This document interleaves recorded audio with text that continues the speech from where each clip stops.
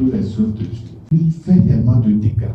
Toutes les ressources sont mobilisées pour égarer l'homme. Tout ce que nous voyons là, la technologie de haute gamme, tout est mis en place pour égarer l'homme. Les grandes constructions, les richesses, tout est déployé en fait pour égarer l'homme. Parce que l'homme a de la valeur.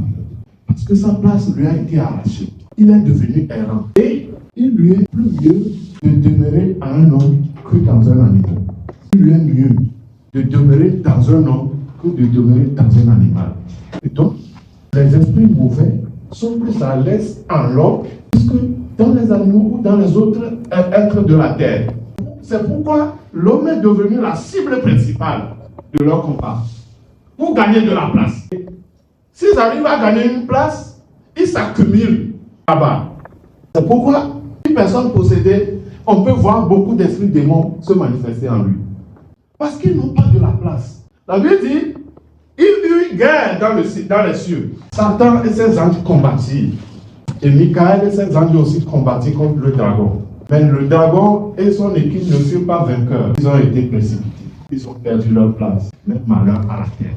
Parce que le méchant est descendu auprès de nous. Et effectivement, il est nerveux. Il rougit comme un lion à cause de la grande perte qu'il a eue. Il n'a plus rien. Comment va-t-il vivre? Comment va-t-il subsister? Jusqu'à ce que les temps soient accomplis pour qu'il soit jeté dans la fournaise. Il faut maintenant se battre. Il faut pousser quelqu'un à récupérer sa place. Il faut arracher la richesse de quelqu'un et l'utiliser. Et il est à l'œuvre nuit et jour pour dépouiller l'homme. La Bible dit que quand Christ est sorti de jeûne de 40 jours, Satan est venu le transporter. Et il dit à Jésus, regarde le monde et toute sa richesse et toute sa gloire. Si tu t'inclines, moi je vais te les donner. Il a trouvé ça où?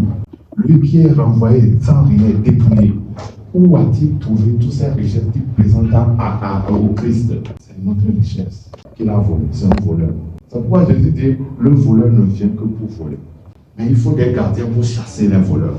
Pas de gardien, la maison est en danger. Le voleur peut venir à tout moment. Dieu veut élever des gardiens spirituels. Amen. Et ce n'est pas au temps de Jésus que ça commence en fait. Ça a commencé avec Adam, le premier Christ. Ça a commencé depuis le commencement. Et cela nous amène à comprendre qu'il y avait déjà des êtres satanistes sur la terre avant la formation de Adam et Ève. Quand le Seigneur a appelé Gédéon pour libérer Israël de la main des Madianites, Gédéon a formé une armée avec des milliers de soldats. Dieu dit non. L'affaire des Madianites là, ce n'est pas l'affaire de tout le monde. C'est l'affaire des chasseurs. Donc, ceux que tu as avec toi là, ils ne sont pas tous dignes de ce combat. Et donc, certains soldats devaient être éliminés. Et Dieu a donné des instructions à Gédéon pour passer au test, afin d'éliminer les simples soldats et récupérer les chasseurs. Sinon, les Madianites n'étaient pas n'importe qui.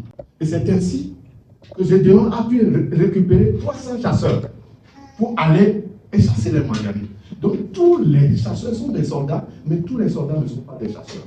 Or, puisque le verset vient nous le démontrer, Christ veut en fait élever des chasseurs.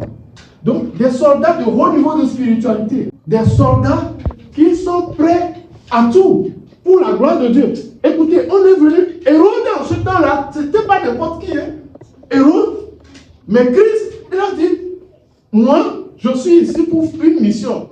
Je ne partirai pas. Il a appelé Hérode renard. Il n'a pas peur de lui. Les chasseurs n'ont pas peur. Si tu es un peureux, tu ne peux pas être un chasseur. Tu ne peux pas. Donc, le royaume de Dieu, Christ dit, c'est les violents qui s'en emparent. Et les chasseurs étaient des violents. C'est des gens qui n'ont peur de rien, qui sont prêts à tout. Ils sont prêts à perdre leur vie pour atteindre le but.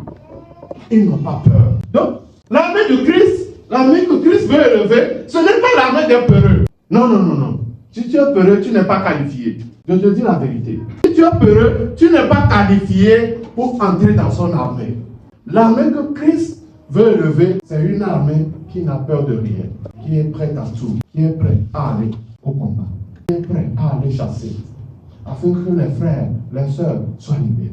L'armée que Christ veut élever en ce temps de la fin, c'est une armée qui est dévouée, une armée de bravoure, audacieux, qui est prête à tout, à accomplir leur mission.